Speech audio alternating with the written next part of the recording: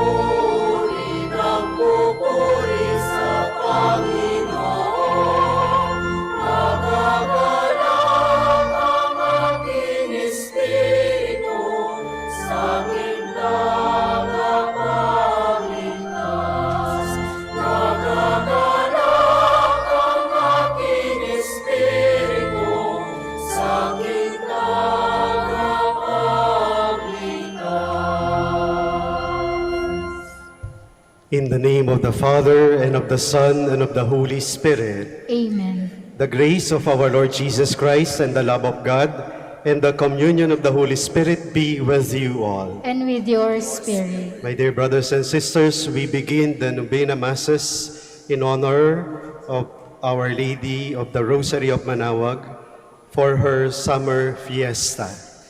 And in the name of the Vicariate of the Epiphany, namely Epiphany of the Lord Co-Cathedral Parish in Lingayen, St. Rose of Lima, Dumalandan, Our Lord's Resurrection in Baay, and Immaculate Heart of Mary Parish in Nagalgal. We are offering this Mass as a Vicariate. Coming together as God's family with confidence, let us call to mind our sins and so prepare ourselves to celebrate the sacred mysteries. I confess To Almighty God, and to you, my brothers and sisters, that I have greatly sinned in my thoughts and in my words, in what I have done and in what I have failed to do.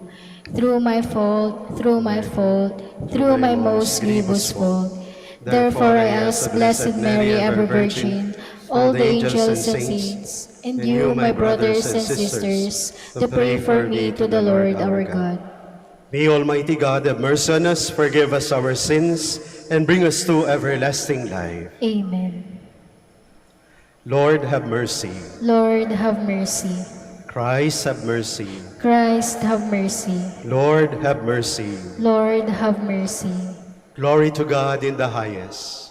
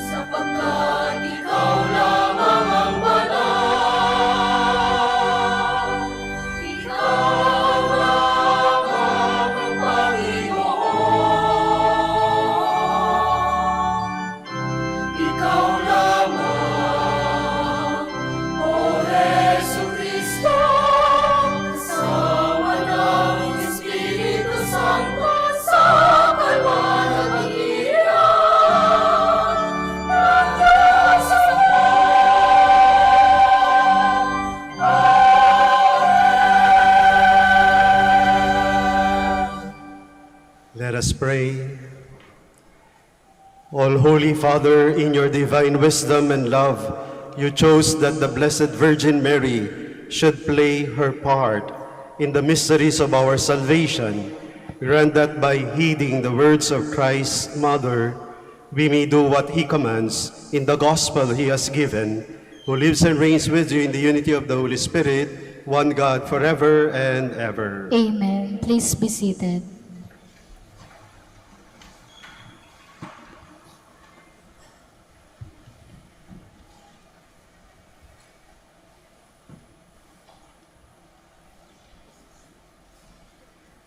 A reading from the first letter of Saint Peter. Beloved, clothe yourselves with humility in your dealings with one another. For God opposes the proud, but bestows favor on the humble. So humble yourselves under the mighty hand of God, that he may exalt you in due time. Cast all your worries upon him, because he cares for you. Be sober and vigilant. Your opponent, the devil, is prowling around like a roaring lion, looking for someone to devour. Resist him steadfast in faith, knowing that your brothers and sisters throughout the world undergo the same sufferings. The God of all grace, who called you to his eternal glory through Christ Jesus, will himself restore, confirm, strengthen, and establish you after you have suffered a little. To him be dominion forever. Amen. I write you this briefly through Silvanus, whom I consider a faithful brother, exhorting you and testifying that this is the true grace of God. Remain firm in it. The chosen one at Babylon sends you greeting, as does Mark, my son. Greet one another with a loving kiss. Peace to all of you who are in Christ. The word of the Lord. Thanks be to God.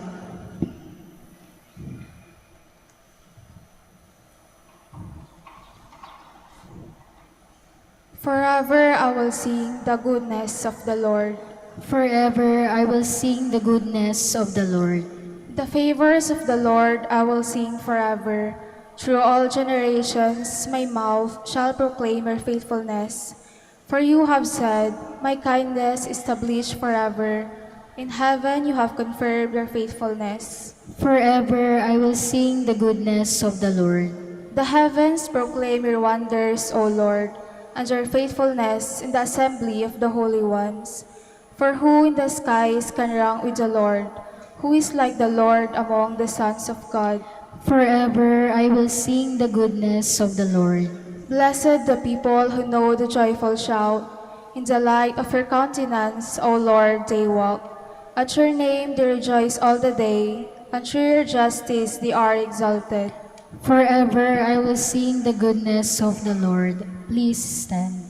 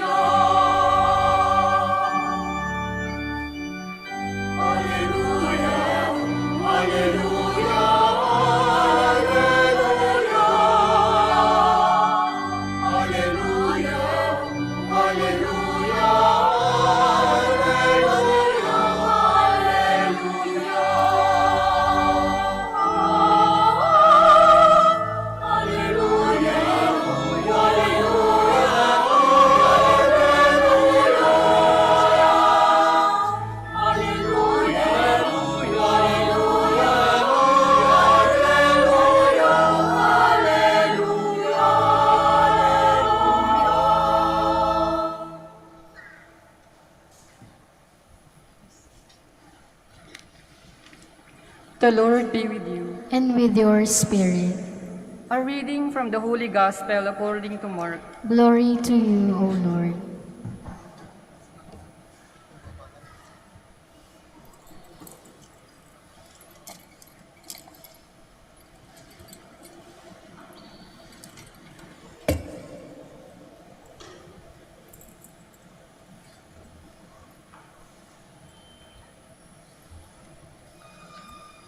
Jesus appeared to the 11 and said to them, "Go into the whole world and proclaim the gospel to every creature.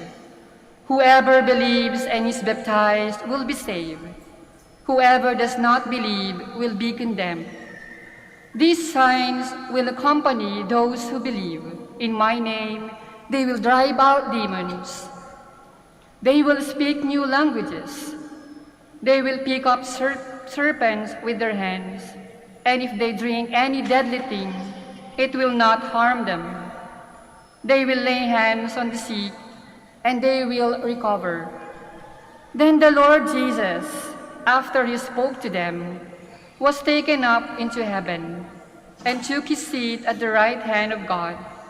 But they went forth and preached everywhere, while the Lord worked with them, and confirmed the word through accompanying signs. The Gospel of the Lord. Praise to you, Lord Jesus Christ. Please be seated.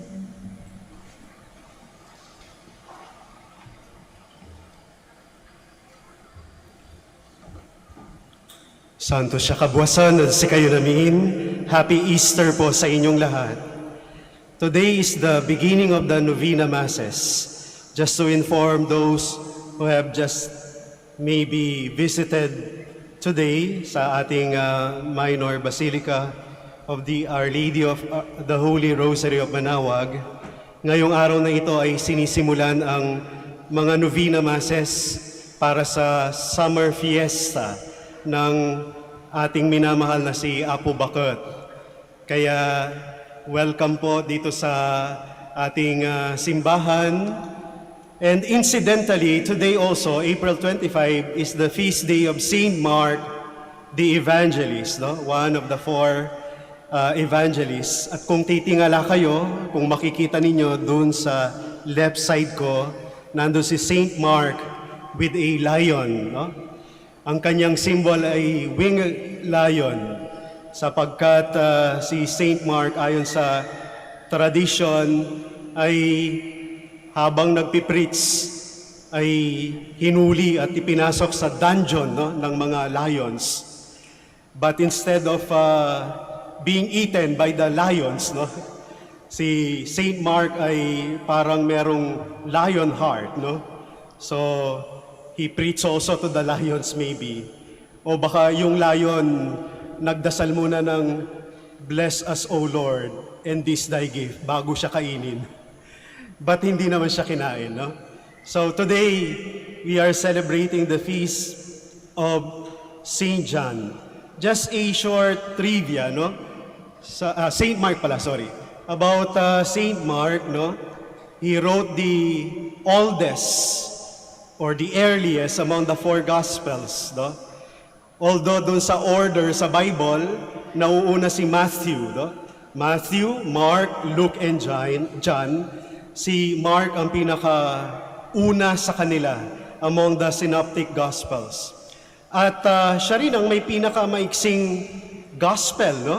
Kaya please, no, if you have time, you can easily read, no, the 16 chapters of Saint Mark. And today's gospel is actually the last part of the gospel of Saint Mark. Naisip ko lang, no, na ngayon kasi nagno-novena tayo, na we are honoring our Blessed Mother, parang bigla lang pumasok sa isip ko, to make your mother happy, no? Why not also do a novena of good things, no, to your mother, no? Yung 9 days before the birthday of your mother, no?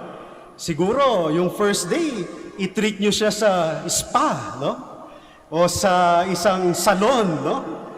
The next day, no? Treat her to a restaurant, no? Pakainin ng masarap na halo-halo or steak, no? Or the next day, ay i-treat nyo siya sa isang magandang lugar, no? Swimming or sa beach, no? Etc., no? You see how you can make your mother so happy, no? If you do this 9 days before the birthday, no, of your mother. Kaya nga nagkaroon ng idea siguro yung mga ibang kabataan o may nanay pa dito na buhay pa, no? This is what we are doing starting today, no? To make our Blessed Mother happy by offering our prayers, our thanksgiving to her Son, our Lord Jesus Christ, no? Kasi wala naman talagang ginusto si Maria, kundi ang mapalapit tayo sa kanyang anak na si Jesus. And this is the invitation of the gospel today, which we have read, no, in the Gospel of Saint Mark. The apostles and the disciples are being invited, no, to proclaim, go into the world and proclaim the gospel to every creature, no? To all the world, no? Yung mentality ng para sa lahat, no? Kasi, you know, my dear brothers and sisters, as I reflect upon, no, our situation today, no? Lalo-lalo na yung political condition natin ngayon, kahit na paulit-ulit na sinasabi ni Father Ching na dito sa Manaoag ay Ayaw namin ng masyadong may bahid ng politika. Pero when we reflect the political condition of our country, it is sad to see that what runs in the vein of the Filipino people today is still about being, mga kapartido, no? Kamag-anak, kalahi, kaprobinsya, katribo. No? Kaya nga napakaganda ng gospel today because it brings us to a consciousness of opening our world to the world of other beings. No? To the world of other beings. In other words, the Lord is asking us to open our hearts in love, to widen our horizons, and to tear down the closed-mindedness and selfishness of imperfect love. No? Kaya nga ang sabi niya sa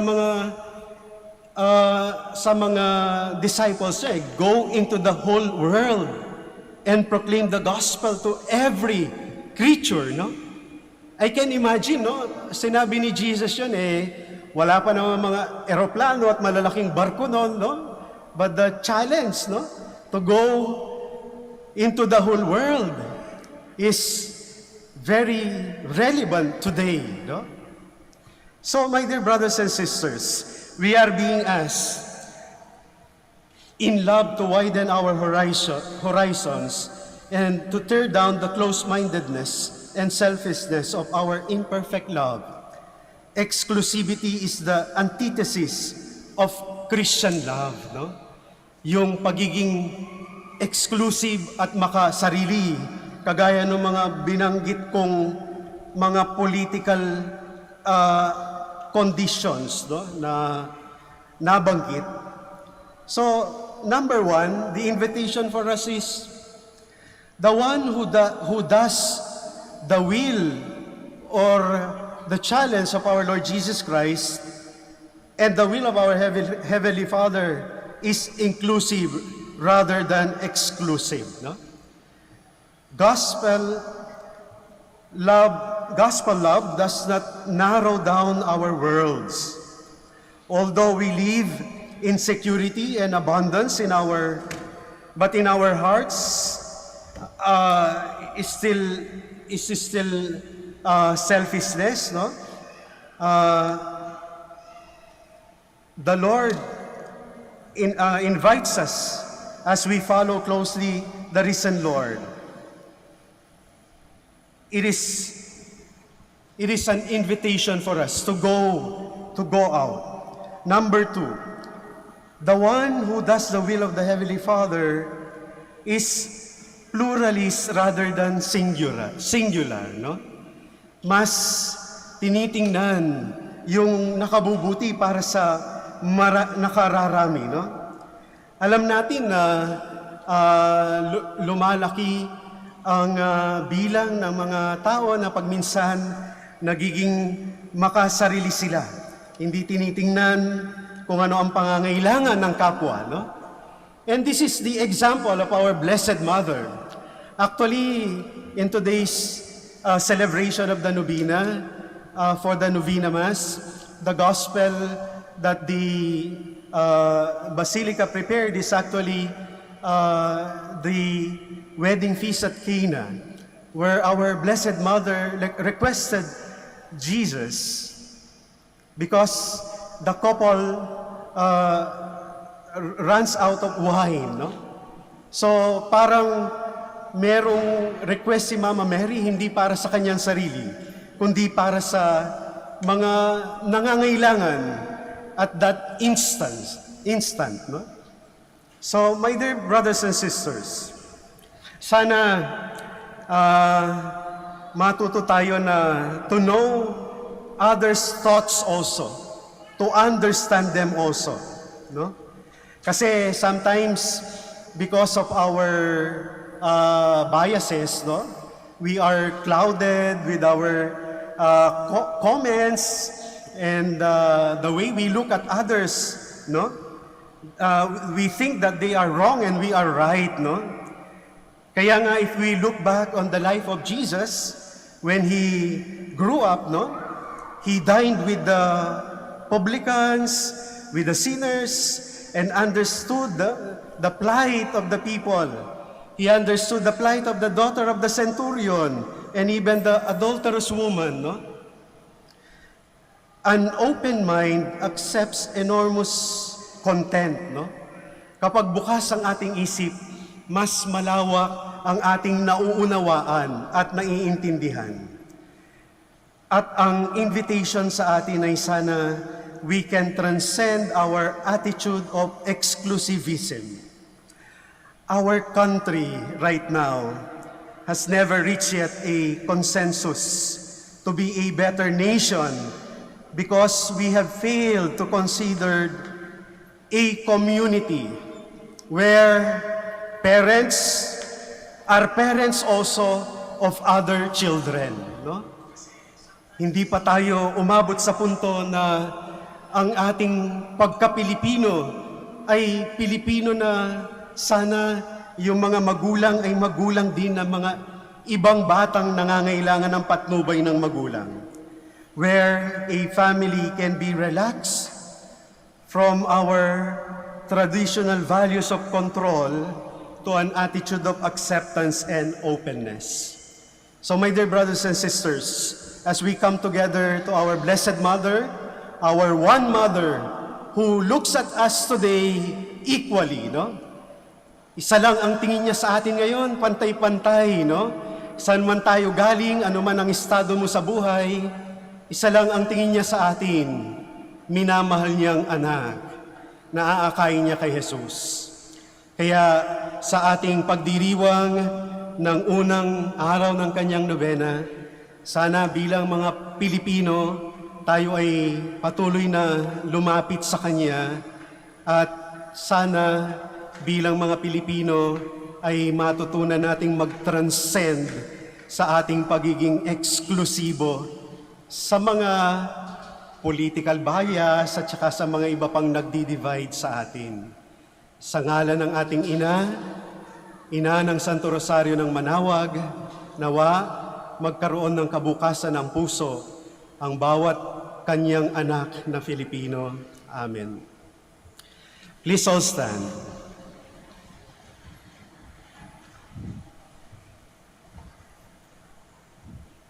Let us pray for our needs so that, like Mary, we may respond generously to God in our daily lives. For every petition we shall say, Mary, full of grace, intercede for us. Mary, full of grace, intercede for us. For the Pope, bishops, priests, and religious leaders, that they may remain faithful and committed to the task of shepherding the faithful, especially those who have lost their way, that they may be led back to the path towards Jesus, we pray. Mary, full of grace, intercede for us. That our government leaders may find inspiration in the life of Mary, who lovingly served the Lord in accepting the responsibility of bearing and raising the child Jesus. May they serve the people in the spirit of charity, putting aside their personal interests and advancing the common good of the people. We pray. Mary, full of grace, intercede for us. That the love of God, made incarnate in the world through the Virgin Mary, inspire us to share the same love with one another, especially to the poor and the marginalized in the society, we pray. Mary, full of grace, intercede for us. For all of us gathered here, may the example of our Blessed Mother continually inspire and guide us in our obligation to protect lives, we pray. Mary, full of grace, intercede for us.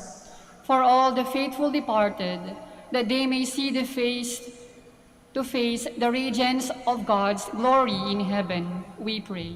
Mary, full of grace, intercede for us. For our personal intentions and for the intentions of the devotees of Our Lady of the Rosary of Manaoag, we pray. Mary, full of grace, intercede for us.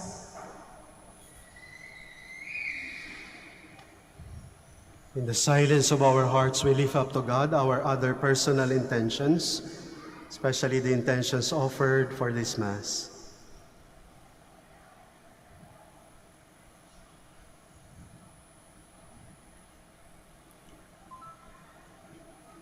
God, our Father, through the intercession of Mary, fill our hearts with your love, and as you reveal to us by a star the birth of your Son as man, so lead us through his sufferings and death to the glory of his resurrection.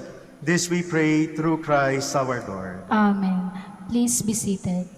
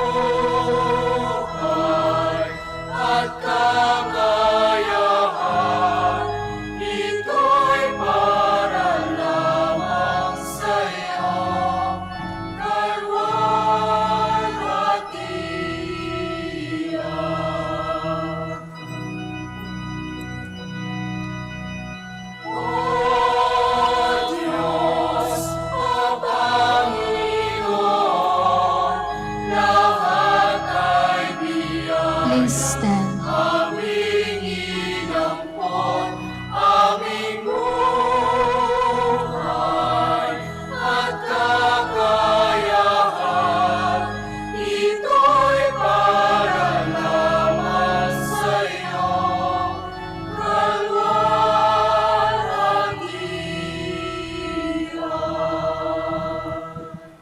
Pray, my dear sisters and brothers, that my sacrifice and yours may become acceptable to God, our Almighty Father. May the Lord accept the sacrifice at your hands for the praise and glory of his name, for our good and the good of all his holy church. Lord, with loving hearts we bring you these gifts. Change them into the body and blood of Jesus Christ, your Son, who at the request of his mother changed water into wine, and by this miraculous sign foreshadowed the hour of his death and resurrection, through Christ our Lord. Amen. The Lord be with you. And with your spirit, Lift up your hearts. we lift them up to the Let Lord. us give thanks to the Lord our God. It is right and just. It is truly right and just, our duty and our salvation, always and everywhere to give you thanks, Lord, Holy Father, Almighty and Eternal God. For with loving care for the bridegroom and his bride, she turns to her Son for help and tells the servants what he commands. Water is changed into wine. The wedding guests rejoice. As Christ foreshadows the wedding feast, that his daily gift to his bride, the church, In this great sign, the presence of the Messiah is proclaimed, the outpouring of the Holy Spirit is foretold, and the hour of salvation is foreshadowed when Christ will clothe himself with the royal robes of his passion to shed his blood on the cross. For his bride, the church, now with the angels and archangels and the whole company of heaven, we sing the unending hymn of your praise. Holy, holy, holy Lord, God of hosts, heaven and earth are full of your glory. Hosanna in the highest. Blessed is he who comes in the name of the Lord. Hosanna in the highest. Please kneel. You are indeed holy, O Lord, the fount of all holiness. Make holy, therefore, these gifts, we pray, by sending down your Spirit upon them like the dewfall, so that they may become for us the body and blood of our Lord Jesus Christ. At the time he was betrayed and entered willingly into his passion, he took bread and giving thanks, broke it, gave it to his disciples, saying, "Take this, all of you, and eat of it, for this is my body, which will be given up for you."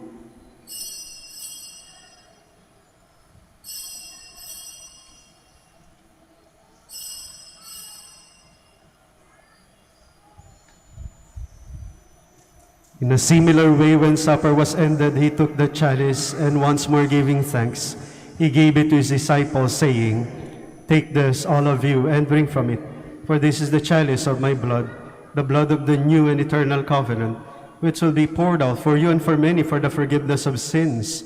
Do this in memory of me."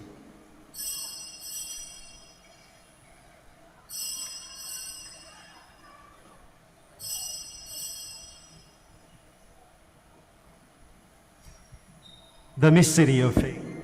When we eat this bread and drink this cup, we proclaim your death, O Lord, until you come again. Therefore, as we celebrate the memorial of his death and resurrection, we offer you, Lord, the bread of life and the chalice of salvation, giving thanks that you have held us worthy to be in your presence and minister to you. Humbly we pray that, partaking of the body and blood of Christ, we may be gathered into one by the Holy Spirit.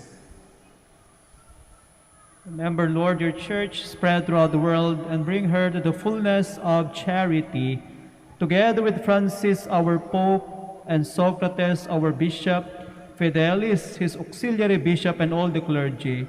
Remember also our brothers and sisters who have fallen asleep in the hope of the resurrection, and all who have died in your mercy.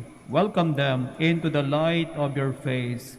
Have mercy on us all, we pray, that with the Blessed Virgin Mary, Mother of God, Blessed Joseph, her spouse, with the blessed apostles, and all the saints who have pleased you throughout the ages, we may merit to be co-heirs to eternal life, and may praise and glorify you through your Son, Jesus Christ. Through him, and with him, and in him, O God, Almighty Father, in the unity of the Holy Spirit, all glory and honor is yours forever and ever. Amen. Please stand. At the Savior's command and formed by divine teaching, we dare to say,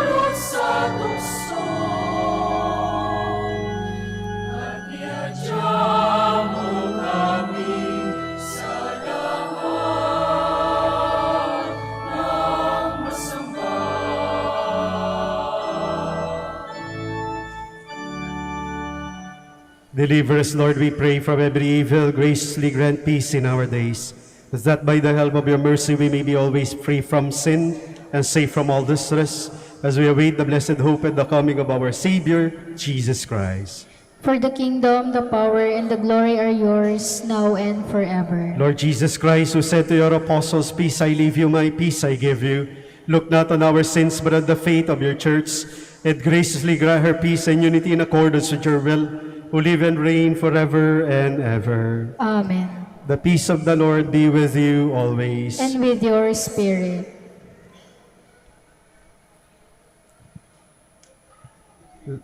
Let us offer each other the sign of peace. Peace be with you po sa inyong lahat.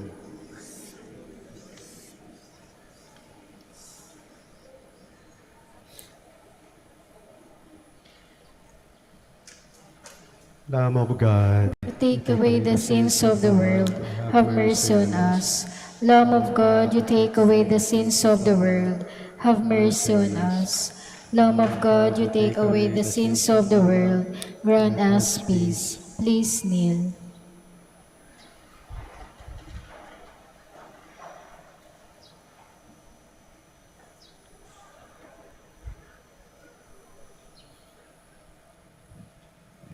my dear friends, this is our Lord Jesus Christ, the Son of Mary. He is the Lamb of God who takes away the sins of the world. Happy are we who are invited to receive him in this holy banquet. Lord, I am not worthy that you should enter under my roof, but only say the word and my soul shall be healed.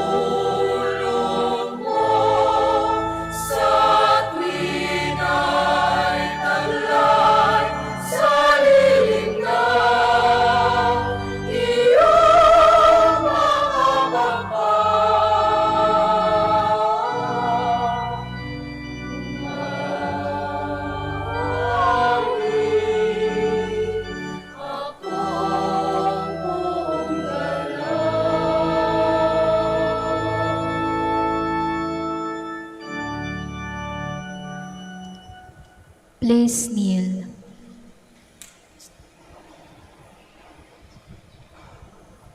Let us pray that the forthcoming elections may truly reflect the will of the Lord, who guides the destinies of nations. Let us pray together. Deliver us, Lord. Deliver us, Lord, from coercion, violence, and terrorism, Deliver us, Lord. from dishonesty, lies, and all distortion of truth, Deliver us, Lord. from bribery, graft, and all conspiracy for fraud, Deliver us, Lord. from threats, intimidation, and perverse language. Deliver us, Lord. Let us pray together. Hear us, Lord. Hear us, Lord, that conscience may always be our ultimate norm, Hear us, Lord. that the common good may always be our highest goal, Hear us, Lord. that human dignity may be respected all the time, Hear us, Lord.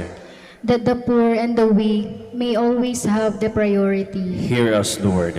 that genuine fear of God and love of neighbors may guide those who seek public office. Hear us, Lord. Let us pray. Shepherd of souls and Savior of the nations, politics is your gift to us, a call to serve others. May our political engagement for voters and candidates bring glory to your loving name and help us grow in holiness forever and ever. Amen. Please stand.